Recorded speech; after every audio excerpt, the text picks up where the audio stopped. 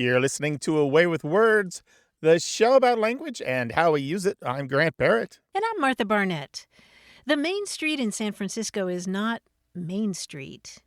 The main street there is actually called Market Street, and it goes on for several miles.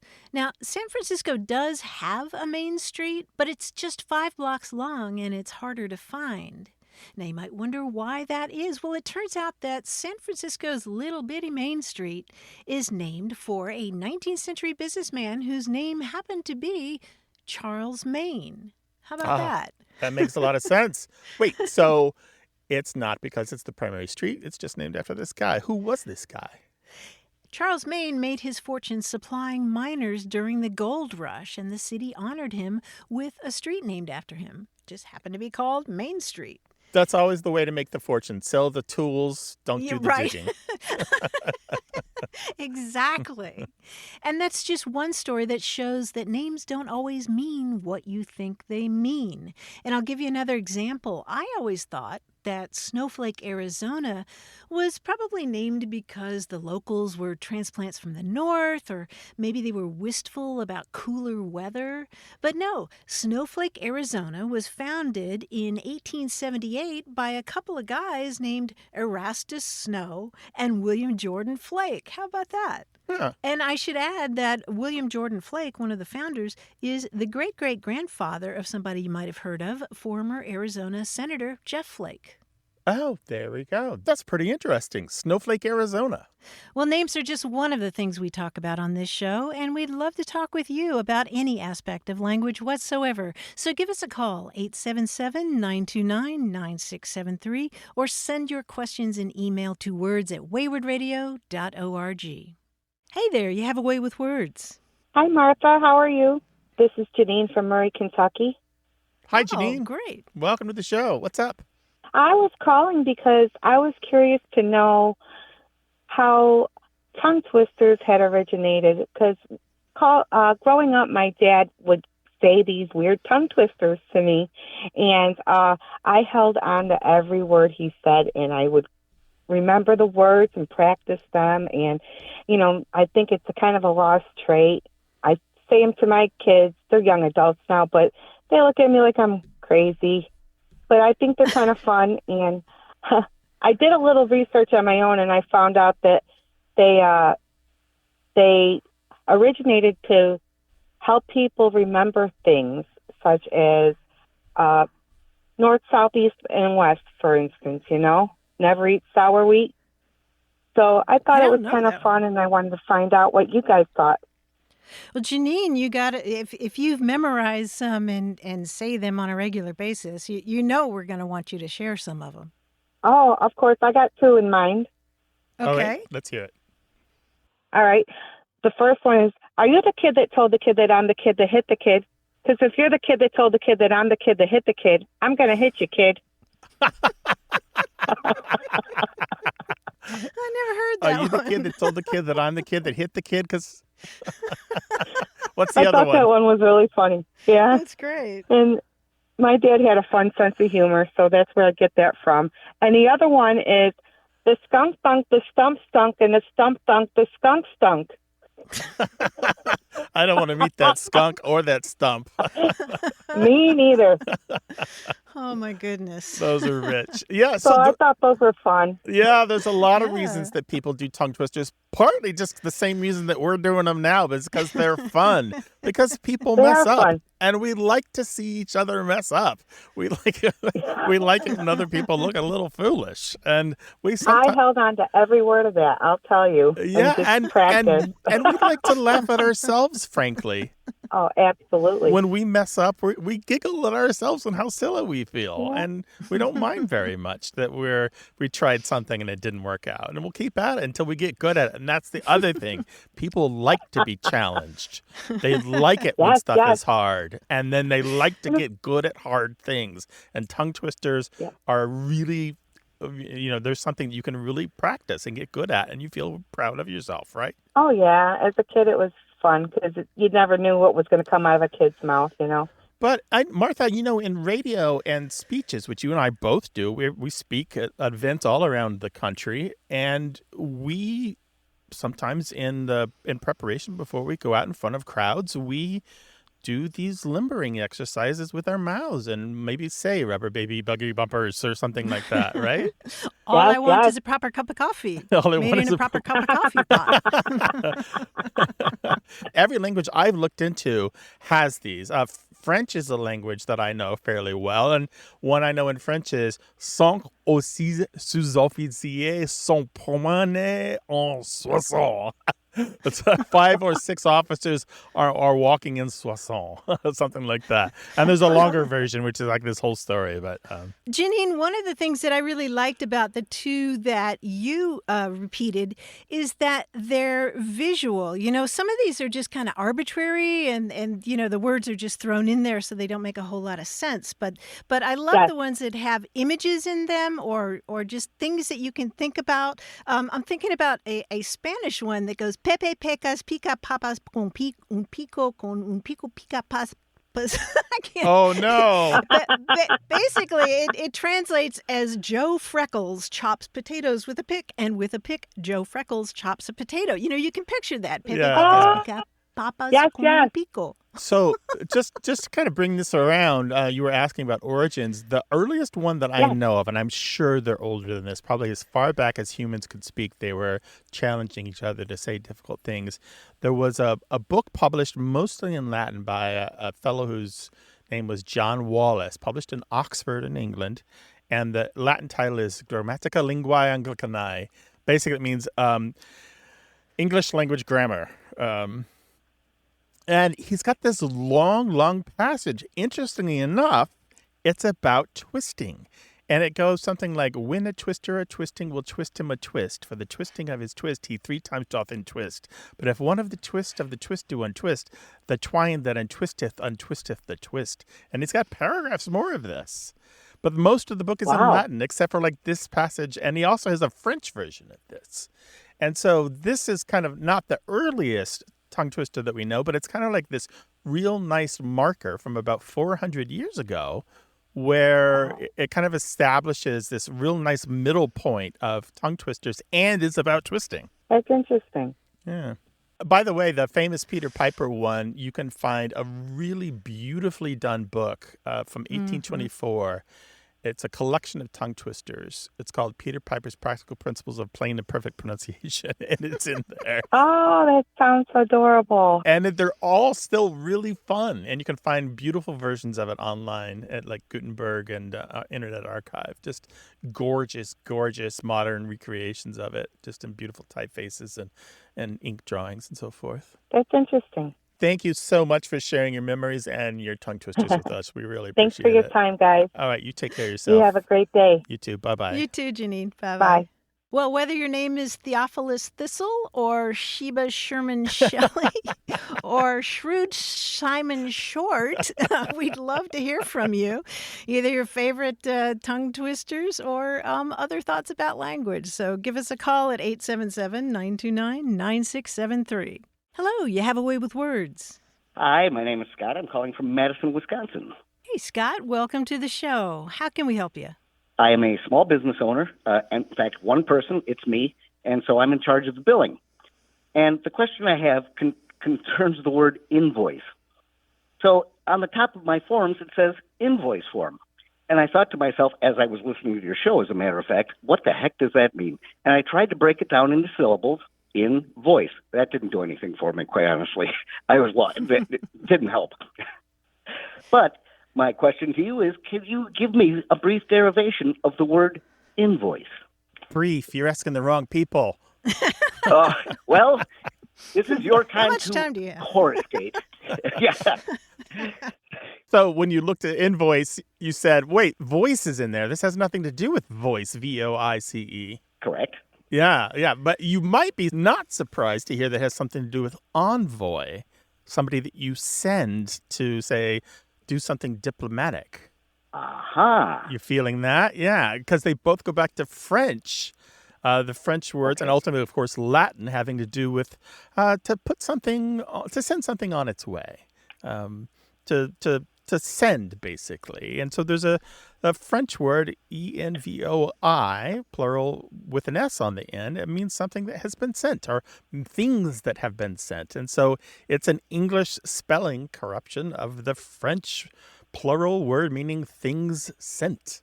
And so an invoice is something that you send to someone else. And in this case, it became specialized in English to mean something that you send saying, pay me now. All right. That's it, really. That's your brief explanation that you wanted. That is wonderful. I really want to thank you guys for all you do for us. And because of your wonderful services, feel free to send an invoice.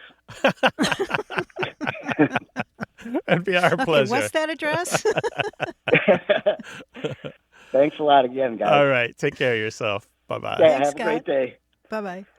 Well, you've been sitting at your desk and you come across a word and you're just starting to puzzle over it like Scott did. You can always give us a call and talk about it. 877-929-9673.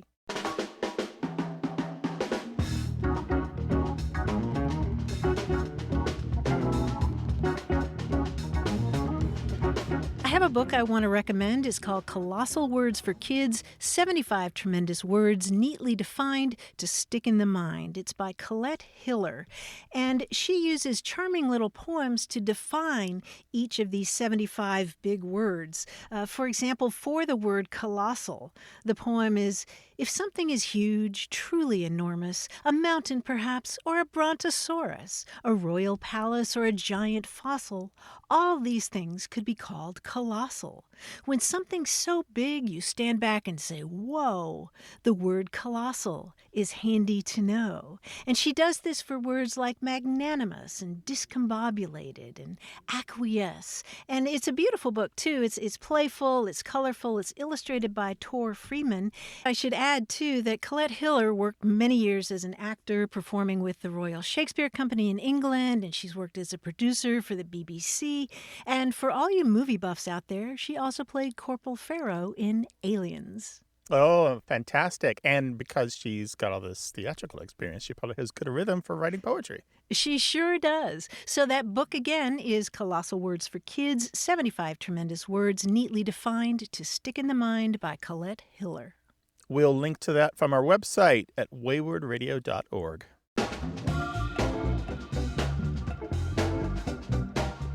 More about what you say and why you say it. Stick around for more of A Way with Words.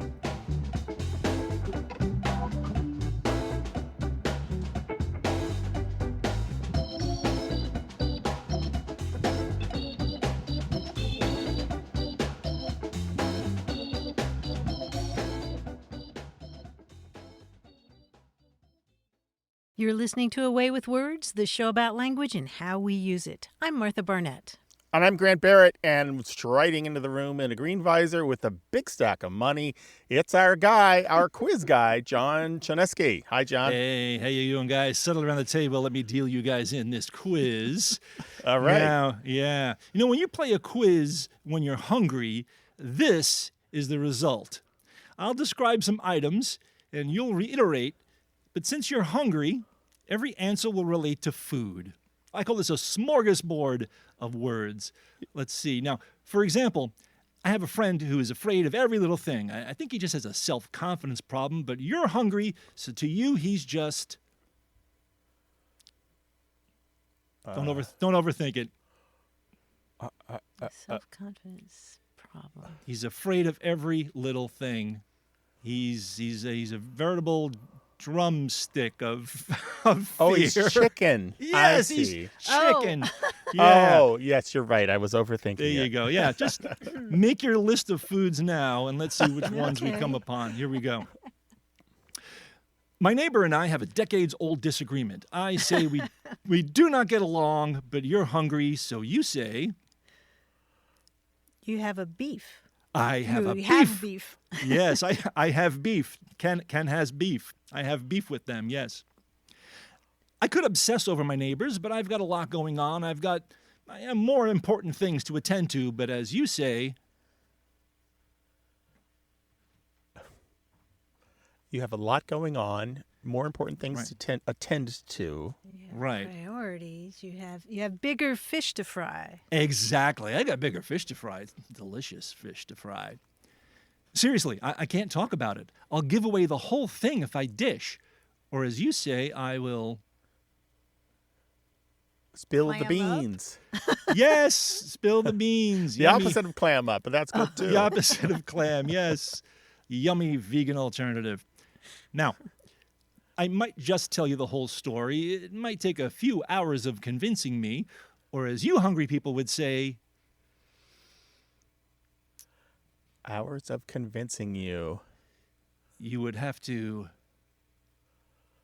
Go the whole hog. That's pretty good, but I think there's something more precise than that. Wow. So you're trying to get me to tell the story. Just keep trying to convince me. Egg you on. Yes, you may have to egg me on. Very good. You know what? Enough about my neighbor. You should see my kids dancing around together at the concert. One is just like the other, or as you would say, they are... Two peas Two in a peas in a pod. pod. Yeah, two peas in a dancing pod. I loved it. You know, sometimes I dream about changing careers, but you know what? These quizzes are just what I do. They bring in the big bucks for me, or as you would say, they are... So they're your bread and mainstay. butter? Ah, bread and butter. Yes, There we no, go. that's it. They are my bread and butter. Bread Pickles. and butter. And bread and butter and pickles. Yes. And gravy. Oh, we're just coining new food terms right and left. And now I'm just famished and I have to go have lunch. So thank you guys for a great quiz. I'll talk to you soon. You're always the big cheese to us, John. Yay. Yeah, none of that was corny at all. Oh, ouch. And you can join us for tasteful conversation about language. The number is 877-929-9673, or send your thoughts and comments about language to words@waywardradio.org. Hello, you have a way with words. Hi, this is Janice, and I am from Louisville, Kentucky. There was an email that I got at work, and this guy was saying that he couldn't answer my question because it puts him in a bit of a pickle. So I started thinking about that, and I've heard that term over the years, but I really don't understand why people would say I'm in a pickle if they can't do something or answer something, because the way I see it, pickles are delicious. They're fun. You know, you've got sweet pickles, you've got sour pickles, you've got spicy pickles. I don't see a pickle as being a problem. Yeah, well, there's a bit of history to this term, Janice. The word pickle is related to a similar sounding Dutch word pickle. And we have to look at the history of this word a little bit. In the earliest sense, the word pickle in English referred to a kind of spicy sauce, you know, something that would have a lot of chopped things in it, and you serve it with meat. And over time, pickle came to refer to the salty or acidic liquid that you put things in to, you know, preserve them, like fruits and vegetables. And over time, pickle came to specify the things that were preserved in that brine, such as pickled cucumbers. And there's an old Dutch phrase that goes, in de pickle zitten, which literally means to sit in the pickle brine, which doesn't sound very comfortable, does it? Oh, my goodness. How did you ever find that? Oh, that's what we do. But there's more to that, because metaphorically, this Dutch expression that means to sit in the pickle brine, metaphorically, it means to be drunk. So you're completely saturated with this foreign substance. You know, you're soaking in this powerful You're liquid soused. that... Yeah, you're soused, you're sauced. You're saturated with alcohol in this powerful liquid that changes you. And actually, as early as 1561, you'll see this expression in Dutch. And then after that, you also see it in English. You see the phrase to be in a pickle, meaning quite inebriated. And if you go back to Shakespeare in The Tempest, there's a character who says to another one, "I've been in such a pickle since I saw you last." And by that, in that context, what he means is, I've been so drunk. And it may be that this it may be that this idea of extreme drunkenness then extended to being in a less than optimal state. If you're really drunk, then you're really messed up, you're not your usual self. You're making new problems for yourself. And then over time, that just sort of softened into having a problem. But that's the basic idea. Well, I am just so glad to know that history, and I really appreciate you taking my call. Oh, it was our pleasure. Sure. Stay out of those pickles. I know. Thanks, you guys. Good Take care, talking Janice. with you. Bye-bye. Great talking with Bye. you. Bye-bye. We're talking about word histories and mysteries here, 877-929-9673, or send your thoughts to us in email, words@waywardradio.org.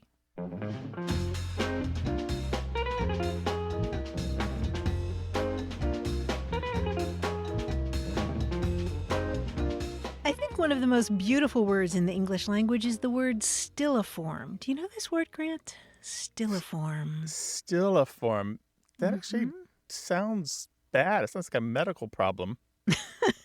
No, it's actually quite lovely. Stilliform means drop-shaped. It's from the Latin stilla, which means drop, and it's a relative of drippy words like distill, which means to drip down, and to instill, which means to put in drop by drop. I just think it's so lovely. Stilliform. It has those beautiful long, thin letters in the middle, like they're kind of dripping. So if someone is a drip, you can call them stilliform and they won't know that they're supposed to be offended. I suppose that's true. You're stilliform, yes. I like that too. You can hear all of our past episodes on our website at waywardradio.org. Hi there, you have a way with words. Hi, I'm Amy, and I'm calling from Vermont. I'm actually looking for a word, and specifically when there's just enough light to be able to see color. And to explain, I'm actually visually impaired with photophobia, so that's my comfort zone. But the word that typically comes to mind or people think of is dim, like, okay, diminished light. But it's not very colorful.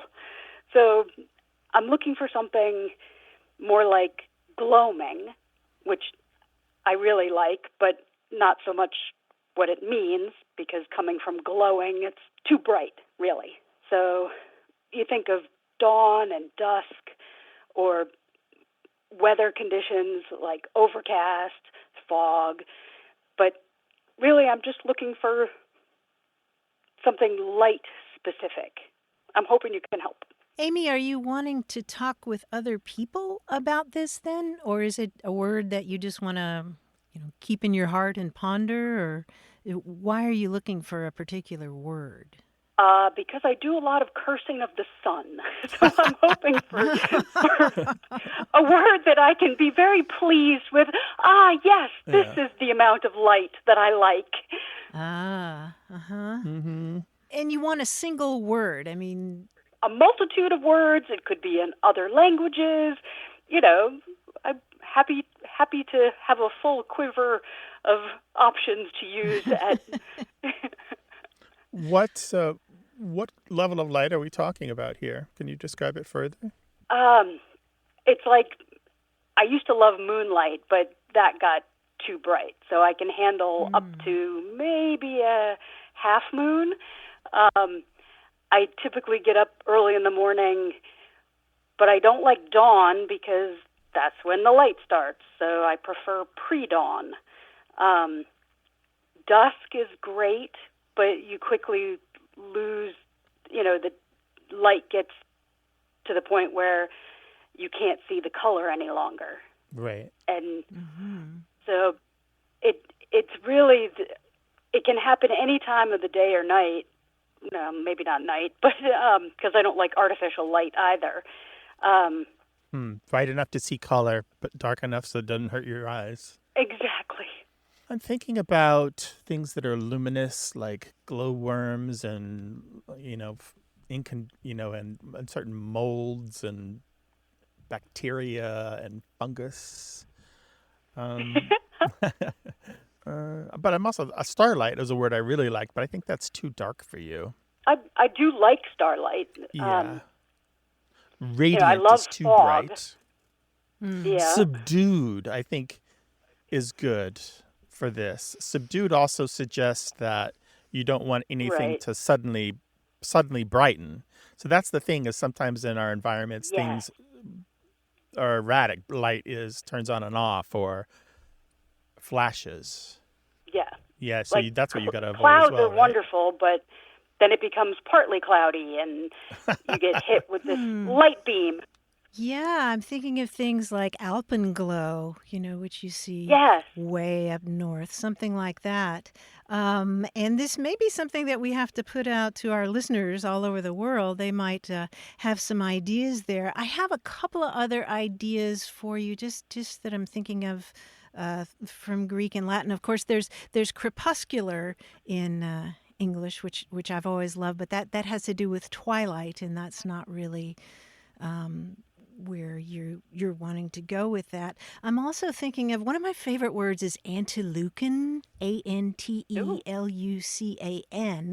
which it refers to those moments in the dawn before the light really comes up. But again, you didn't want pre-dawn things, so I have one other thought that I've just made up on the spot. So I'm liking this. Okay, well, you might tuck this into your quiver. I'm thinking about in terms of Greek roots. There's a word hypnagogic, which means leading to sleep, and the agogic there is the leading part. And I'm thinking about the word root chrome, and I'm wondering if chromagogic, leading to color, is sort of what you're talking about. Those moments before it gets colorful. Mm-hmm. Chromagogic? Yeah, I thought of. Oh. I just made that up. So many possibilities there. Amy, we are going to throw this out to our international cadre of super intelligent and clever listeners and see if they can come up with something for you, okay? Sounds fantastic. Until Thank then, you. we're just going to call that Amy Light. Oh, I like that. That's the best one yet. Yes. And yes, because there's, that whole notion of liking or loving. Amy Light. I like that. AMILIGHT. I think we got it. Amy Light. And we'll see what I think everyone that's else has perfect. to say. 877-929-9673. If you can identify that perfect level of light just before you see colors that won't hurt very sensitive eyes. Or you can email us words@waywardradio.org. Amy, it sounds like a really difficult situation that you are handling with aplomb. I love how creative you've been in identifying your own situation. Best of luck to you, and I thank you for listening for the show. Yeah, thanks for an interesting question. Well, thank you both. Really appreciate it. All right, take care of yourself. Okay. Bye-bye. Bye-bye. Bye, Amy. Hello, you have a way with words. Hi, this is Matt Blake from Memphis, Tennessee. Hi, Matt in Memphis. How you doing? Well, when I was at East Carolina University, I had a professor for music theory that was known for his colorful expressions, and there was one in particular I was always curious about. If he was giving an assignment and added restrictions or conditions that he knew would make it more difficult, he would say with a smile, "That makes the cheese a bit more binding, doesn't it?" So I was, we knew what he meant, but where does that come from, and why does it mean that? Well, yeah, you said you knew what he meant. What did he mean? Well, he was just saying it makes it more complicated, more difficult, but why cheese a bit more binding? I don't know. Yes, this phrase refers to the constipating effect of cheese on a person's digestion. And what's interesting about this phrase, Matt, is that it's been used a couple of different ways. And one of them is the way that your professor used it, to make the cheese more binding. It means to make something more challenging or to complicate a situation. If the cheese gets binding, then the plot thickens. Things got more difficult. And that's kind of a negative sense, but at the same time, making the cheese more binding can also be positive, I guess, depending on how you feel about, about the cheese doing its work, because make the cheese more binding can also mean to improve or to enhance a situation. Say you and I are negotiating about something, and you throw in a little something that makes the deal more enticing to me, then I might say, well, now that makes the cheese more binding. But I have another question for you, Matt. Okay. Did you ever watch old episodes of The Twilight Zone? Yes. Okay. Do you remember the one called To Serve Man? Oh, yeah. Okay, Famous yeah. one. That's incredibly famous. Maybe the most famous one. Yeah, Absolutely. it's definitely my favorite. These 9-foot tall space aliens come to Earth, and one of them tells government officials that they come in peace and they're coming to create a paradise here on Earth. And then he takes off, and you remember he leaves behind a book in their mysterious language, and the humans are all skeptical about what the aliens are really up to, and they're trying to decipher this mysterious book. And then one of their cryptographers manages to translate the title. And you remember what the title is, Matt? To serve man. Exactly. And at that point, when they realize that in the episode, one of the government officials says, well, that makes the cheese a little more binding. And at that point, he's all excited about it because he thinks that's a positive thing. And we won't talk about anything else that happens in it because we don't want to spoil it for anybody who hasn't You can seen spoil it but, at this late date, Martha. Do you think? But what about all the young people out there who haven't seen this episode? Anyway, he thinks things are going to turn out great, and they don't. Again, I just love that this expression is in that episode. Well, that makes the cheese a little more binding. So it's got both positive and negative senses, and it's been around for what, Grant, about a century? Yeah, at least early 1900s. Lots of different variations, but the cheese is always there and the binding is always there. So it has to do with your insides. Gotcha. Well, thank you, Matt, for your call and sharing your memories with us. All right. Well, thank you very much. Take care of yourself. Bye-bye. There are lots of ways to reach us. You can find all of them at our website, waywardradio.org/contact. And you can always give us a call, 877-929-9673. This show is about language seen through family, history, and culture. Stay tuned. You're listening to Away with Words, the show about language and how we use it. I'm Grant Barrett. And I'm Martha Barnett. The workers who handle curbside check-in at the airport or help you with your luggage are called skycaps. And what's interesting about this word skycap is that it joined the English language because it was the winning entry in a competition. In 1940, the airlines terminal building in New York was about to open, and a contest was held to invent a word for the porters who would be working there. A man named Willie Wainwright suggested the word skycap, and he won $100 for that. And he was apparently inspired by the term red cap, which at the time applied to railway porters who wore red caps to make them stand out in a crowd. In the 20th century, there were lots of these contests to create new words that would stick in the language and ideally bring a lot of publicity. In 1923, 3 years into Prohibition, there was a Boston philanthropist and staunch anti-alcohol crusader named Delsevier King, and he sponsored a contest offering $200 for a term to denote somebody who flouts the law by drinking illegal liquor. And he wanted a word that would stab awake the public conscience to the fact that such lawless drinking is a menace to the public itself. And more than 20,000 entries came pouring in, and they included words like Bolshevik and clinker and wedocrat and slacklaw and lawjacker. And none of those quite worked for Delsevier King, but one entry did, and it was actually submitted by two different people. And their word was, do you know what I'm going to say? Scofflaw. Scofflaw, exactly. Scofflaw ended up sticking around, although these days, it's used in connection with minor offenses like parking tickets. But I have a couple of footnotes to this story. A Harvard student magazine, shortly after Delsevier King ran his contest, they ran their own contest, and they offered $25 to come up with a word for a prohibitionist. So they had all kinds of entries like college students. They got entries like fear beer and jug buster. But the winner of that contest was spigot bigot. Did not catch on, but No, I guess they eventually won out. But one more footnote.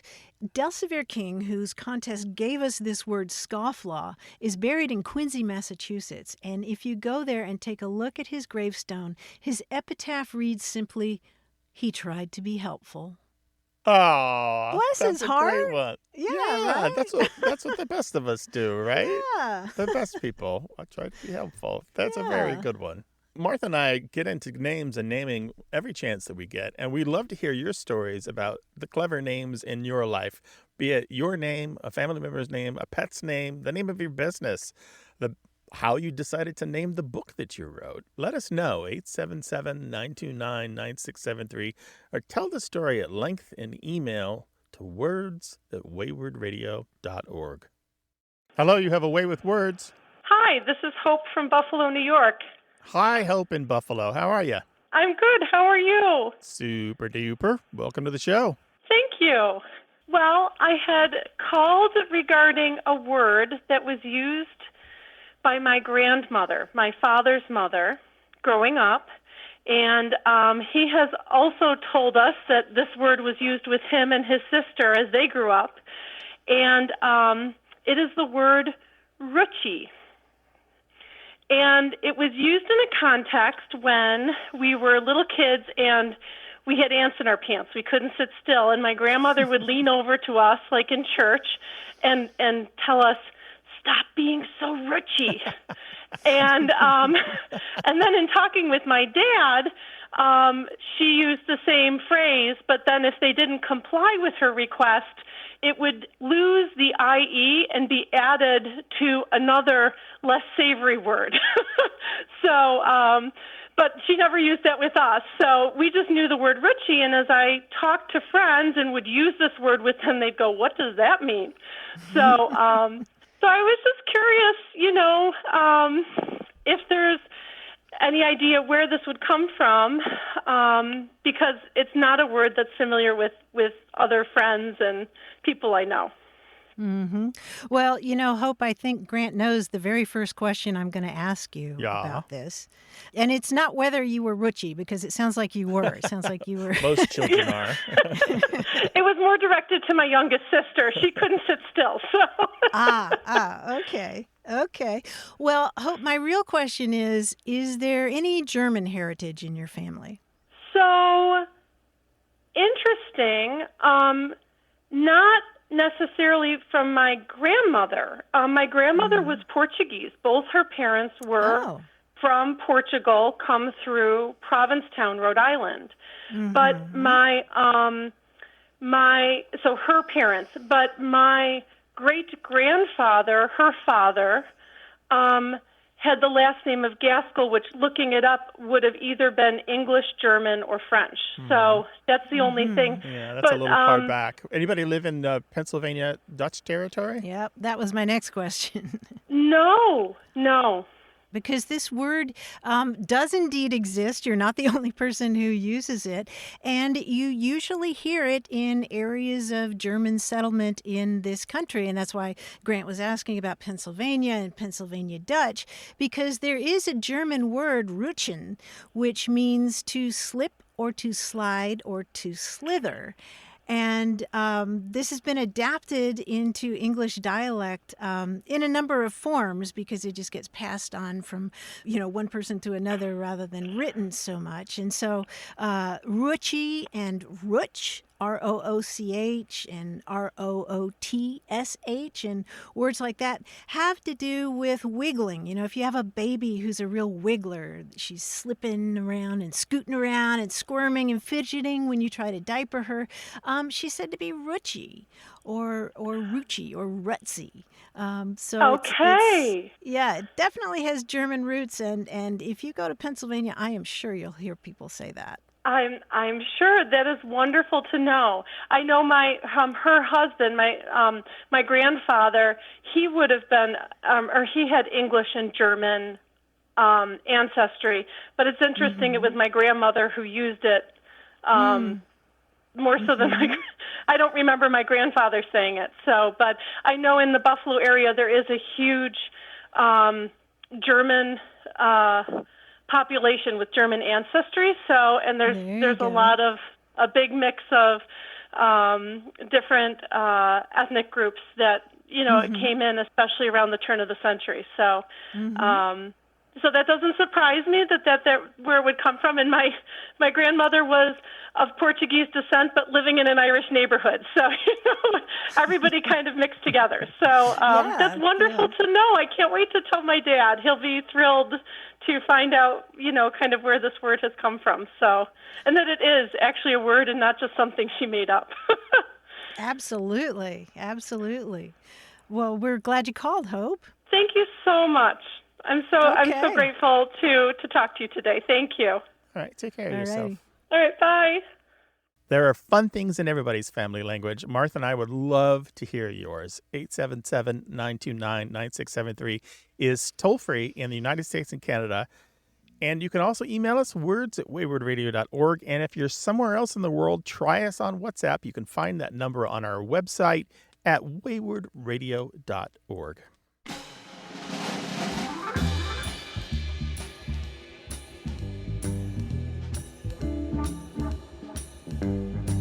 We heard from Taylor Rosti in Casper, Wyoming. Her little boy John is almost 3 years old, and she was prepping him to meet his great-grandparents for the first time. And she said, tomorrow we're going to go have lunch with your great-grandparents. But little John misunderstood great as grape, and she says he now refers to them as Grandma and Grandpa Grape, like the fruit. And my husband and I have resolved that we are never correcting him because it's the most precious thing in the world. Grandma and Grandpa Grape. I love it. There's so many puns just waiting to happen. He loves them a bunch. Oh. Oh, they're raising him right. Oh, Lord. I would just like everyone to take a moment and note who is doing the punning here. I'm It is capable not of I. punning. I just don't like it because they're so predictable. They're obvious. They're just lying there around. It's the rare pun that I appreciate, not the easy ones. You know what the grape said when the elephant stepped on him? No. Nothing. They just let out a little whine. Ah. Injured. Somebody else call us and talk to us. 877-929-9673. Hello, you have a way with words. Hi, this is Charles from Lambert, Montana. Hi, Charles. Welcome to the show. Hey, Charles. Well, I farm and ranch in eastern Montana, and to give you a little background, my family homesteaded here in 1909. Now, that may have nothing to do with my word. Okay. But growing up, I used to hear the word epizootic to describe every form of illness or disease. Like someone got the epizootic, don't get you the epizootic. It could have been a cold to cancer. Who knows? Anyway, I thought it was just a made-up family word, but I found later in life that it was a deer disease, epizootic hemorrhagic, and I was just curious if that's my own family quirky word or if it was something other cultures used. Yeah. Epizootic is a really interesting word. It was around for a while, and then you may remember that in 1872 there was this horrible example of epizootic disease that was circulating among horses. This was a really big deal back in that back in that day. It was this terrible disease that was a rasping cough, and the horses were weak and feverish, and sometimes they just died of exhaustion. And this example of epizootic disease was so bad that it affected so many horses that it briefly brought the country to a standstill because in the 1870s, the United States was so dependent on horses.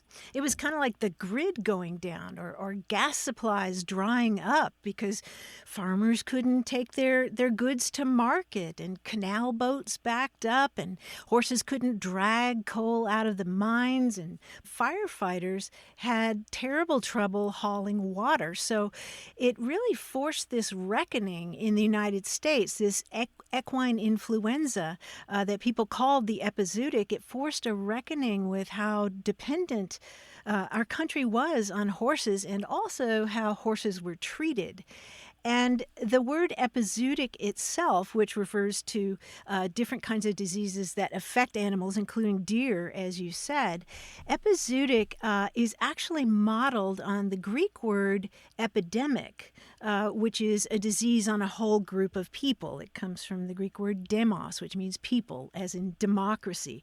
So we had the word epidemic already, and epizootic was modeled after that because the zoo in there, that ZOO, means animal. So an epizootic disease was one that affected a whole population of animals. So that's some of the background. And then over time, people just started referring to any kind of disease, even just an imaginary one or just a vague kind of illness. Yeah. It's kind of when you say you've got the crud, it doesn't really mean something specific. Yeah.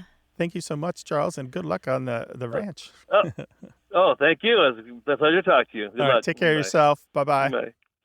But you're not going to get the epizooty or the cootie if you call us, so pick up that phone, 877-929-9673. And you're going to be just fine if you email us, too. That's words@waywardradio.org. And you're going to feel great if you reach out to us on social media. You can find all of our handles and addresses on our website at waywardradio.org. Hello, you have a way with words. Hi, I'm Sean from Buffalo, New York. Well, I wanted to talk to you today about a phrase that my mom brought into the family, and I'm not quite sure how far back it goes, but whenever anybody burps, she used to say, well, bring it up again, we'll vote on it. And I think she may have gotten that from her father.